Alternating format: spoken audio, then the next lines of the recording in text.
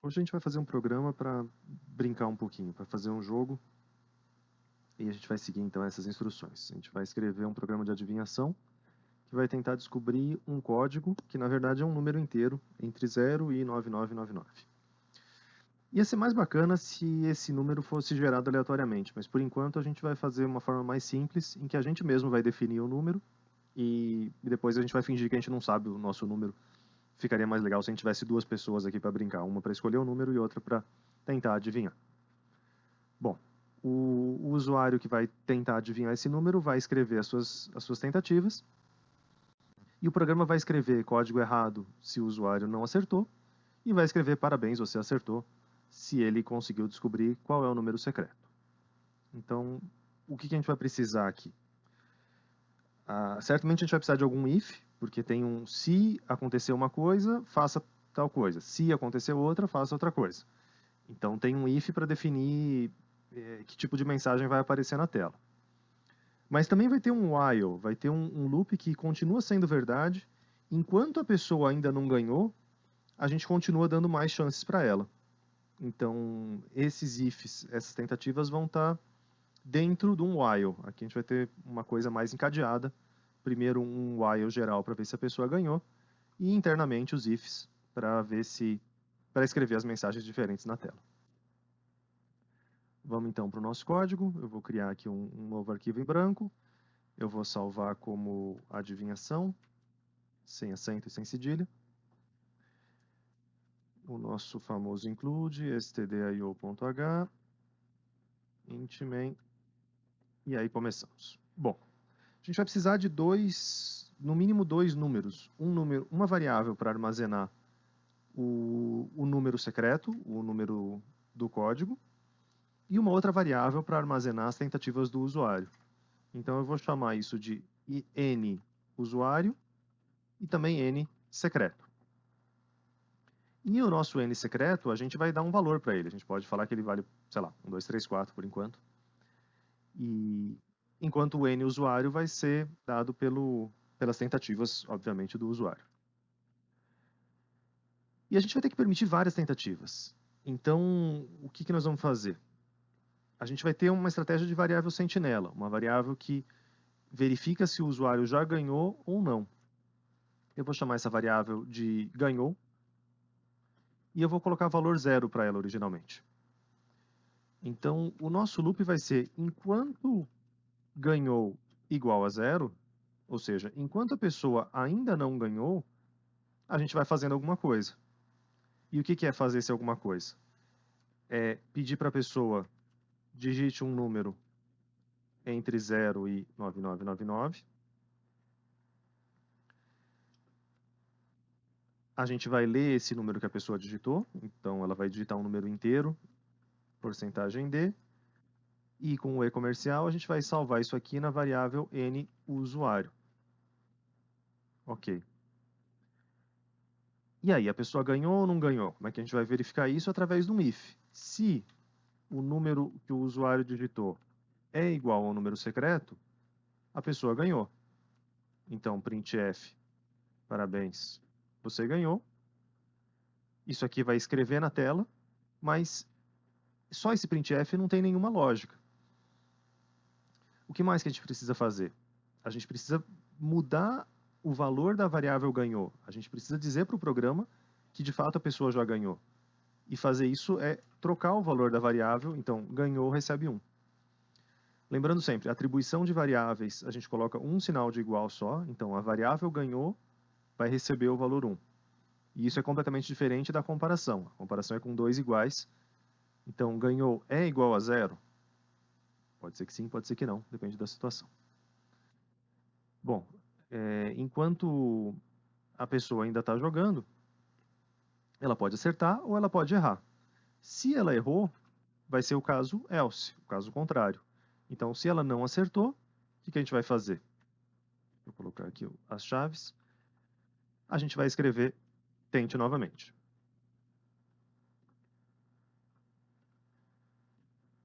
Bom, a gente já viu isso em alguns vídeos e é importante a gente ressaltar de novo. Quando a gente tem vários printf que vão ser escritos, Se a gente não tomar nenhum cuidado, eles são escritos um do lado do outro, e aí o texto pode começar a misturar um pouquinho.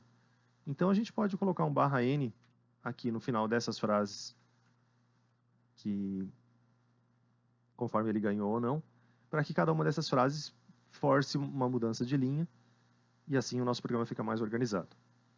A outra coisa de organização é que, como a gente só tem uma instrução aqui, só tem o caso contrário, a gente só escreve esse printf na tela, a rigor, a gente não precisaria dessas chaves. As chaves são necessárias quando a gente tem um bloco de comandos.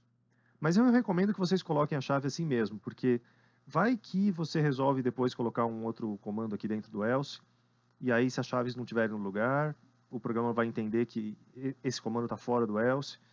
Então, assim fica mais claro e mais legível para todo mundo. Por isso que é melhor a gente usar, mesmo no caso de uma instrução única, a gente continuar usando as chaves nas duas situações. A gente pode usar também esse aqui tem que estar nesse nível de indentação. E aqui a gente vai colocar o nosso return 0 para fechar o programa. Então, vamos testá-lo. Digite um número entre 0 e 999. Vamos começar testando errado, né? Então, 0, tente novamente. 1, tente novamente. Tente novamente. Todos os números errados que a gente for digitar, ele vai dar essa mensagem. Nosso programa não está muito bom, porque ele permite números chutes fora do intervalo também. Então, a gente poderia ter feito ele um pouquinho mais inteligente para corrigir o usuário nesses casos. Mas a gente está mais interessado aqui nessa lógica de ganhar ou não ganhar. E aí, quando a gente colocar o código certo, o nosso programa se encerra e diz a mensagem: parabéns, você ganhou. Bom, essa é a primeira versão. Como é que a gente pode melhorar um pouquinho o nosso jogo? A gente pode dar algumas instruções para o usuário. A gente pode escrever grande demais ou pequeno demais, conforme o jogador chute acima ou abaixo do número secreto. Além disso, a gente vai limitar em 10 tentativas, para a pessoa não ficar testando todos os números eternamente. Então, se ela não conseguiu acertar em 10 tentativas, a gente vai também encerrar o jogo de alguma forma e escrever você perdeu. Então, duas modificações que a gente tem que fazer. Vamos começar com a parte das indicações, se o usuário chutou acima ou chutou abaixo. Aonde que isso vai entrar? É no caso contrário, ou seja, se o usuário já acertou o número secreto, não tem, ele já falou exatamente quanto é, não tem o que mudar. Mas se ele errou, ele pode ter duas possibilidades, ele pode ter errado para baixo ou ter errado para cima. Então aqui a gente vai mudar esse else para ser, na verdade, um else if n usuário maior do que n secreto. Ou seja, o programa vai entrar nessa parte da execução se a pessoa errou para o lado de cima. E aí a gente vai mudar essa frase para dizer grande demais. E a gente tem uma outra possibilidade. Eu poderia escrever assim, n usuário menor do que n secreto. E aí então escrever printf pequeno demais do mesmo jeito. Mas se a gente pensar bem, eu não preciso colocar esse if n usuário menor do que n secreto, porque ou o número é igual, ou o número é maior, ou o número é menor. Então, esse aqui poderia ser simplesmente um else. Poderia ser a última situação. Então, ou ele vai entrar aqui, ou ele vai entrar aqui, e se ele não entrou em nenhum desses dois ifs, ele fatalmente vai ter que entrar no else, no caso contrário de todo mundo. Então aqui a gente nem precisaria. De vez em quando a gente até escreve, para ser mais explícito e para facilitar a manutenção do código. Às vezes a gente até é meio redundante e escreve esse tipo de if, mas aqui eu vou omitir, eu vou deixar só com else para fazer dessa forma. Então, com esses dois printfs, a gente vai dar essas instruções de pequeno demais ou grande demais. O que está faltando a gente fazer é limitar em 10 tentativas. Então, eu vou precisar de uma nova variável para ser um contador. Eu vou ter que criar uma variável int, eu vou chamar de cont, de contador, e eu já vou inicializar ela com 0, porque essa variável contador quer dizer quantas tentativas já foram feitas. E nesse momento em que a gente está inicializando a variável, nenhuma tentativa foi feita, então o contador vale 0. A gente vai continuar deixando a pessoa jogar sob duas condições: enquanto ela ainda não ganhou e enquanto o contador é menor do que 10. E aqui eu vou colocar um grande conjunto de parênteses para dizer que o que está junto desses todos parênteses é a condição geral. Então, as duas coisas têm que estar satisfeitas. A pessoa ainda não ganhou e o número de tentativas que ela fez é menor do que 10. Eu estou sendo um pouco redundante aqui nos parênteses, daria até para usar menos parênteses, mas assim fica mais claro que qual é uma condição, qual é a outra condição e qual é a condição geral. O que está faltando a gente fazer agora é atualizar o valor desse contador. E em que momento que a gente vai fazer isso? Faz algum sentido a gente atualizar dentro dos ifs, vou colocar aqui dentro contador mais mais? Se eu fizer isso, eu vou ter que colocar também aqui dentro desse else if, também aqui dentro desse else, porque em todos esses casos o usuário fez uma tentativa. Então, o melhor jeito não é colocar dentro dos ifs. Faz mais sentido a gente colocar aqui, por exemplo. Logo depois que o usuário digitou o número dele, a gente atualiza o número de tentativas que ele já fez. Poderia vir no final de tudo também. Poderia vir aqui depois dos ifs, colocar o contador mais mais. Só toma cuidado para não colocar duas vezes, ou no começo ou no final. E a outra dúvida que surge é, esse contador tinha que ser menor do que 10, menor ou igual a 10? Vamos pensar. Vamos pensar num caso mais fácil. Vamos pensar que a gente tem um limite de uma tentativa apenas. Se a gente tem um limite de uma tentativa apenas, o contador está começando como 0, a gente vai entrar no nosso programa, o usuário vai digitar, e aí o contador vai receber 1. A gente permitiu uma tentativa.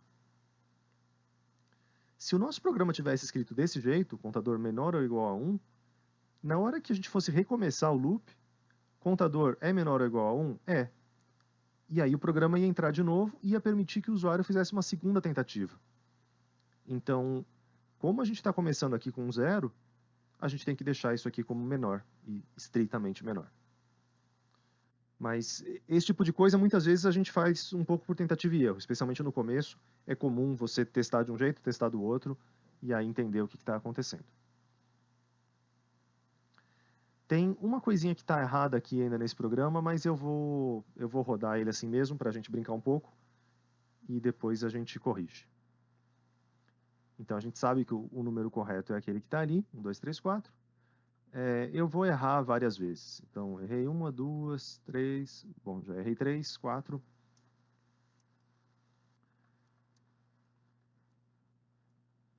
Essa aqui é a minha 10ª tentativa, porque eu comecei do 0, então essa é a minha 10ª tentativa. E aí, eu fiz a minha 10ª tentativa, todas elas foram pequenas demais, e o programa acabou sem me falar nada. Então, está faltando informar para o usuário que ele perdeu. A gente deveria ter escrito, se ele não conseguiu adivinhar 10 tentativas, escrever, você perdeu. Então, um jeito que a gente poderia pensar que é o correto de corrigir é escrever isso aqui. Se o contador vale 10, então a gente vai escrever na tela, você perdeu.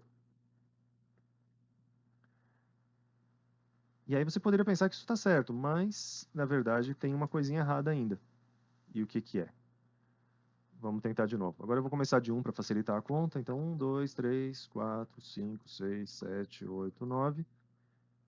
Se eu errar aqui na 10ª tentativa, sucesso. 10 é pequeno demais, você perdeu, tudo está muito bem. Mas se eu rodar de novo meu programa e fizer um input um pouquinho diferente, então, de novo, as 9 tentativas erradas, mas aí na 10ª tentativa eu vou acertar. E aí o programa ficou super confuso, ele falou, parabéns, você ganhou e também você perdeu. Porque o parabéns, você ganhou, ele faz a verificação nesse ponto. E o você perdeu, ele faz a verificação depois do while e ele só leva em conta o número de tentativas. Então, desse jeito, a coisa não vai funcionar corretamente. A gente só deveria escrever o você perdeu se o número de tentativas chegou no nosso limite E o ganhou é igual a 0. Ou seja, se a pessoa chegou ali até o final e... Eu esqueci de um parênteses aqui, simplesmente foi isso, para demarcar toda a grande condição. Então, a gente pode rodar de novo, 3, 4, 5, 6, 7, 8, 9. E se a gente acertar na última, parabéns, você ganhou. Mas ele não vai escrever esse printf aqui final, porque nesse caso ele continuou... ele já checou que a pessoa tinha ganho anteriormente, então não faz sentido essa mensagem. Essa é a estrutura geral do nosso código. Existe um ponto que a gente poderia melhorar, não vai mudar muito da lógica, mas muda a estrutura e é uma recomendação que a gente faz de evitar números mágicos. Essa comparação com esse 10 aqui explícito, isso pode ficar um pouco confuso. E vai que eu resolvo mudar a regra do jogo no meio do caminho e agora são 5 tentativas e não 10 tentativas. Eu poderia me confundir e mudar só em um pedaço do código e não mudar em outro.